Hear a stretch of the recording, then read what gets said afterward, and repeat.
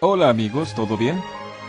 Una vez más estamos juntos para el estudio de la palabra de Dios. Hoy, el juicio final. Recuerda que en el estudio anterior estudiamos sobre el santuario. Y ahí vimos que Jesús murió en la cruz, resucitó al tercer día, y después de 40 días, Él subió a los cielos. Así que Jesús subió al cielo. Él entró en el lugar santo del santuario celestial, pero de acuerdo con una fecha profética, basada en Daniel 8, versículo 14, Jesús pasó del lugar santo al lugar santísimo, y ahora, en este momento, Jesús está en el lugar santísimo del santuario celestial, intercediendo por nosotros. Esta afirmación está en Hebreos 9 y versículo 24. Él comparece delante de Dios para interceder en nuestro favor. Ahora, ¿qué está haciendo Él exactamente ahora? Ahora Jesús está haciendo el trabajo ya del juicio, o sea, el juicio final ya comenzó, y está dividido en tres partes. ¿Sabe?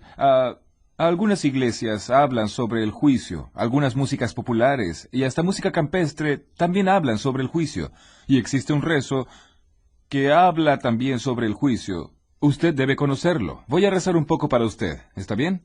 Bien. Creo en Dios Padre Todopoderoso. ¿La conoce? Creador del cielo y de la tierra, y en Jesucristo su único Hijo, nuestro Señor, que fue concebido por obra y gracia del Espíritu Santo, nació de Santa María Virgen, padeció bajo el poder de Poncio Pilato, fue crucificado, muerto y sepultado, descendió a los infiernos. Al tercer día resucitó de entre los muertos, subió a los cielos, e está sentado a la diestra de Dios Padre Todopoderoso. Desde allí ha de venir a juzgar a los vivos y a los muertos. Voy a parar por ahí. El rezo continúa, pero voy a parar ahí. Usted conoce ese rezo, ¿no? Pues él dice que Jesús está a la derecha del Padre, de donde vendrá para juzgar a los vivos y a los muertos. Hasta aquí está todo bien. El problema es que el rezo, las músicas y muchas iglesias no explican cómo será el juicio. Y es justamente esa explicación que tendremos ahora en la palabra de Dios, en la Biblia. Vea lo que está escrito en 2 de Corintios capítulo 5, versículo 10. El apóstol Pablo, inspirado por el Espíritu Santo, dice así: porque es necesario que todos nosotros comparezcamos ante el tribunal de Cristo, para que cada uno reciba según lo que haya hecho, mientras estaba en el cuerpo, sea bueno o sea malo. En lo que me gustaría llamar su atención y destacar en este versículo es que todos nosotros compareceremos delante del tribunal de Cristo. Todos, ricos y pobres, reyes, gobernadores, presidentes, ministros, todos, personas blancas, personas negras, hombres, mujeres, personas de todos los niveles de la sociedad, de todos los tipos, de todas las posiciones, todos comparecerán en aquel día delante del tribunal de Cristo. O sea, en el juicio final, ningún alma escapará. Todos nosotros pasaremos revista delante de Dios. Y más, en ese juicio final, no da para practicar soborno. O sea, si alguna persona es extremadamente rica y en la hora del juicio va a perder su salvación, y de repente ella resuelve hacer allí un soborno con Jesús y decir: Señor, ¿qué tal un cheque ahí? Un cheque especial para que me salves. ¿Sabe? Eso no existe. En el juicio de Dios, la justicia y el amor, y también la misericordia, triunfa. Estaría bien para la esfera humana. Para la esfera humana, como nosotros somos pecadores, llenos de defectos, puede suceder algún tipo ahí de soborno. Pero la verdad es que en el juicio de Dios, Dios es perfecto en todo lo que hace. Y si usted desea la salvación, es necesario prepararse a partir desde ahora, y debe saber que delante de Dios no hay ninguna injusticia. O sea, nadie será salvo injustamente y nadie se perderá injustamente. La palabra de Dios dice que todos nosotros iremos a comparecer delante del tribunal de Dios. Y la pregunta es, ¿qué es lo que Dios va a juzgar? Exactamente, ¿qué será juzgado por Dios? Acompáñeme en este pensamiento. ¿Qué es lo que Dios va a juzgar? En ese momento, involucrando a todas las personas, a todos los seres humanos. Abra su Biblia en el libro de Eclesiastés, capítulo 12, versos 13 y 14. Repito para usted, capítulo 12. Abra su Biblia ahí, yo estoy haciendo lo mismo aquí. Está bien aquí. Capítulo 12. Vamos a leer solamente el versículo 14, el que dice: Porque Dios traerá toda obra a juicio juntamente con toda cosa encubierta, sea buena o sea mala, todas las obras, juntamente con toda cosa encubierta, sea buena o sea mala. Venga aquí, acérquese.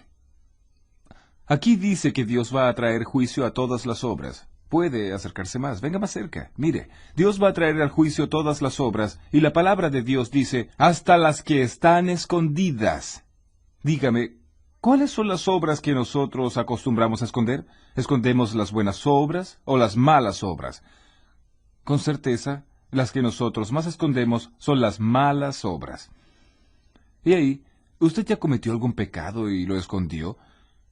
¿Existe algún pecado escondido en su vida que el pastor no sabe, que el líder de su iglesia no sabe, y que su familia no sabe, y que su marido no sabe, o su esposa tampoco sabe? ¿Alguna cosa que usted hizo y que después escondió, dejó escondido allí? ¿Sabe quién hizo eso en el pasado? Fue el rey David. El rey David practicó adulterio. Después mintió. Después mandó a matar al marido de aquella mujer y escondió ese pecado. Lo escondió durante mucho tiempo, hasta que un día el profeta Natán vino a visitarlo. Y al visitarlo, el profeta Natán le contó una historia, y después reveló a David que el pecado que él había escondido no estaba tan bien escondido, y ahí se cumple el texto de Jesús que dice, no hay nada encubierto que no sea descubierto, no hay nada oculto que no sea revelado. Y el profeta Natán miró a los ojos del rey David y le dijo, David, tú eres el hombre que cometió ese pecado. Y ahí David cayó de rodillas, arrepentido, confesó sus pecados a Dios y pidió perdón, y ese momento en que él se arrepintió está en el Salmo 51, cuando David dice, crea en mí, oh Dios, un corazón limpio, y renueva un espíritu recto dentro de mí. El juicio final envuelve a todos, y Dios va a juzgar todas las obras, inclusive aquellos pecados escondidos. Hoy, usted sabrá cómo actuar, qué hacer, para que en la hora del juicio reciba la absolución, el perdón, la salvación. Entonces vamos a analizar juntos todos esos detalles y qué hacer, cómo actuar delante del juicio. ¿Está bien? Entonces vamos a abrir la Biblia y vamos a saber detalles del juicio y a saber cómo debemos actuar. Acompáñeme, por favor. Acompáñeme aquí. Aquí está. Aquí dice que Dios va a traer juicio a todas las obras. Piense un poco. Desde que usted nació hasta ahora, ¿cuántas palabras ya dijo? ¿Cuántos pasos ya dio? ¿Cuántos pecados usted ya practicó? ¿Cuántas cosas buenas usted ya hizo? ¿Qué fue lo que pasó en su vida desde su nacimiento hasta ahora? Si el juicio final terminara hoy para usted, ¿usted estaría salvo o perdido? ¿Usted estaría con la salvación garantizada? ¿Qué cree usted? Piense. Es lo siguiente, si usted está en duda, si alguna cosa le preocupa, entonces cálmese. Nosotros vamos ahora a analizar esos detalles del juicio final. Primeramente, ¿quién es quién en el juicio final? ¿Quién es quién? ¿Quién es el juez? ¿Quién es el abogado de defensa? ¿Quién es el abogado acusador? ¿Quiénes son los testigos? ¿Y quiénes son los acusados? ¿Y cuál es la ley usada por Dios como norma en el juicio final? Vamos a saber quién es quién. Eso está todo en la Biblia, y yo lo invito a usted para que me acompañe en estas lecturas y saber entonces el diagrama del juicio. ¿Quién es quién en el juicio final? Para que usted entienda muy bien eso, es preciso saber que el juicio está dividido en 3 fases. La primera fase está en Apocalipsis 14, versículos 6 y 7. Abra su Biblia, Apocalipsis 14, versículos 6 y 7. Está aquí, vea.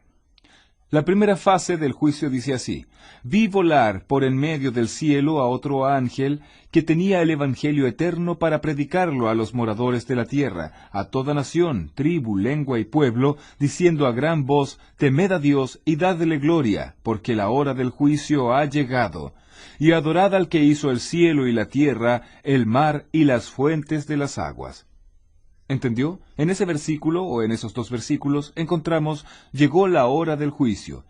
Entonces aquí tenemos la primera fase del juicio, que es el juicio actual, presente, que sucede ahora. La segunda fase del juicio está aquí en Apocalipsis capítulo 20 y en el versículo 4. Aquí dice: Vi tronos, y se sentaron sobre ellos los que recibieron facultad de juzgar.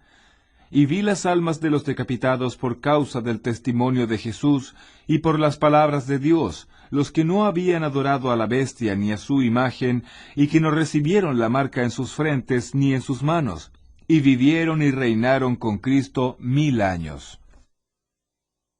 Entonces aquí nosotros tenemos otra fase del juicio que ocurrirá durante los 1000 años.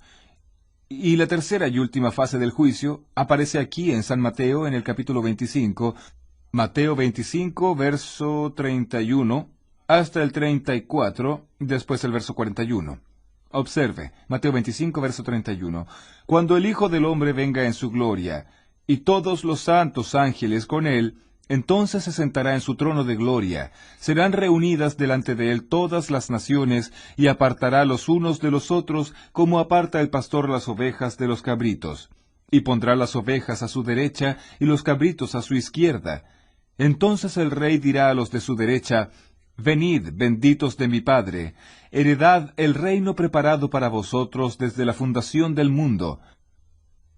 Y ahora sí, versículo 41 dice así: Entonces dirá también a los de la izquierda: Apartaos de mí, malditos, al fuego eterno preparado para el diablo y sus ángeles. ¿Entendió? Aquí tenemos la descripción del juicio final en sus tres fases. La primera está sucediendo ahora. La segunda ocurrirá durante los 1000 años. Y la tercera sucederá después de los 1000 años. Es bueno que usted entienda que un milenio es un período de tiempo que está entre la vuelta de Jesús y cuando descienda a la ciudad santa. Esa descripción aparece en Apocalipsis capítulo 20. Cuando Jesús vuelva, comienzan a contarse los 1000 años. Y cuando descienda del cielo la ciudad santa, la Nueva Jerusalén, entonces estarán terminando los 1000 años. Entonces, ahora antes del milenio sucede la primera fase del juicio. Durante el milenio sucederá la segunda fase, y después del milenio la tercera fase. Acompáñeme ahora y vamos a analizar algunos detalles de las tres fases, y sabremos ahora quién es quién en el juicio final. Quién es el juez, quién es el abogado, y así en adelante, ¿está bien? Por favor, venga conmigo aquí para analizar juntos. Primeramente, las tres fases del juicio. Nosotros ya sabemos que Dios va a juzgar a todas las obras. A la primera fase vamos a llamarla de investigación. Juicio de investigación, aquella fase investigativa. La segunda fase la vamos a llamar juicio de comprobación. Y a la tercera la llamaremos juicio de ejecución. ¿Quedan claras las tres? Vamos de nuevo. Investigación, comprobación y ejecución. Son las tres fases. Recordando que la fase de investigación está sucediendo ahora, y que la fase de comprobación ocurrirá durante los 1000 años, y la tercera, de ejecución, ocurrirá después de los 1000 años. La pregunta, ¿quién es quién en el juicio final? Y tengo aquí el diagrama del juicio final.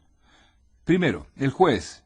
En la primera fase, ahora, es Dios. Está escrito en el Salmo 50, versículo 6.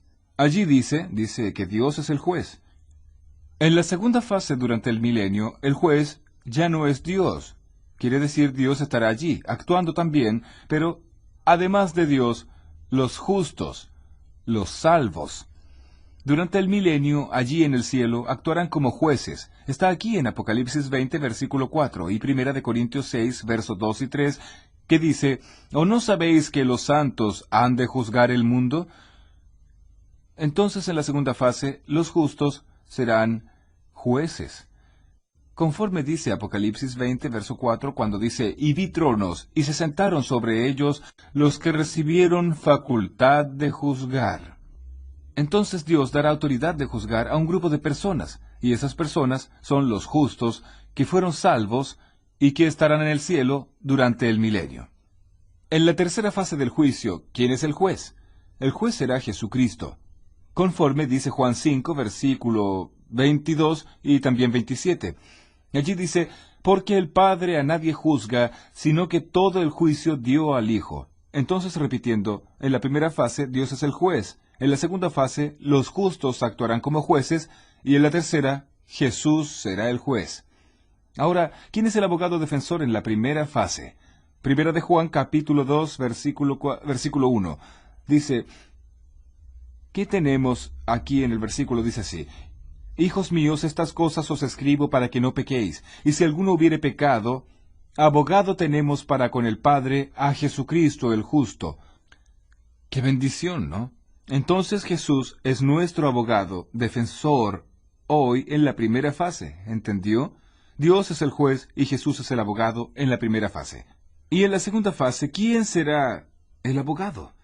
En la segunda fase, recuerda, durante el milenio, no habrá abogado defensor. Y en la tercera fase, después del milenio, tampoco habrá.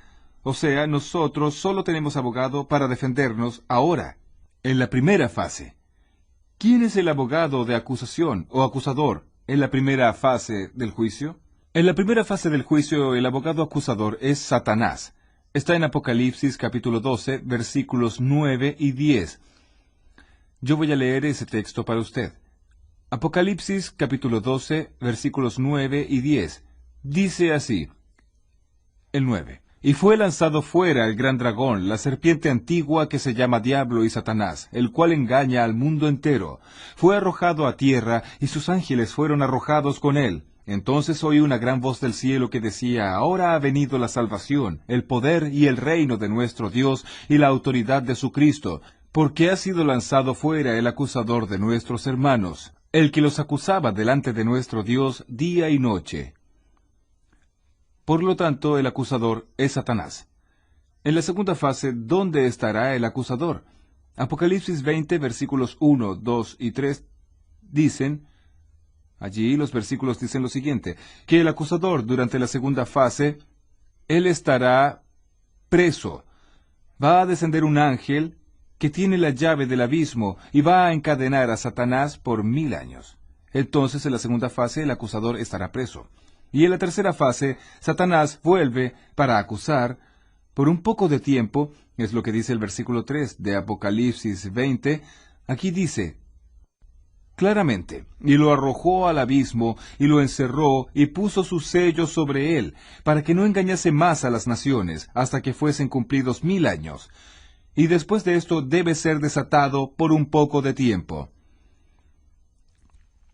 Entonces, después del milenio, en la tercera fase, Satanás vuelve como acusador, pero por poco tiempo. Ahora, ¿quiénes son los testigos? Los testigos del juicio final son los ángeles. Apocalipsis 5, versículo 11. Los ángeles. En la primera, en la segunda y en la tercera fase, los ángeles son los testigos. ¿Y quiénes son los reos? Claro que los reos somos todos nosotros.